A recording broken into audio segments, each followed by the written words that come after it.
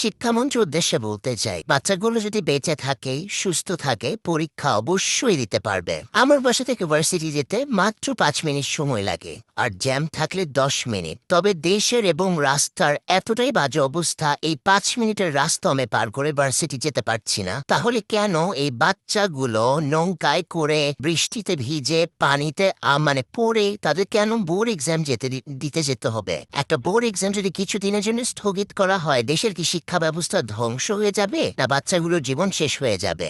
আমরাও board exam দিয়ে এসেছি। একটা বাচ্চা এই সব জিনিস ফেস করে যখন এক্সাম দিতে বসবে, তার শরীর ভেজা, সে 10 মিনিট দেরি করে গেছে, 30 মিনিট দেরি হয়ে গেছে, রিক্সা পায় নাই, যানবাহন নাই, সে কিভাবে সুস্থ ব্রেনে পরীক্ষা দিবে? একটা বোর্ড এক্সাম তো কোনো জোক না। কয়টা দিনের জন্য যদি এক্সামটা স্থগিত করা হয়, কোনো কিছুই হবে না আমাদের দেশের। কারণ কারো জীবনের আগে পরীক্ষা না, আগে বাচ্চাগুলো বাঁচুক, পরীক্ষা তারা দিতে পারবে। তাই বলছি, দেশের অবস্থা আসলেই ভালো না। এইসব জিনিস বিবেচনা করে হলেও বাচ্চাগুলোকে একটু সময় দিন।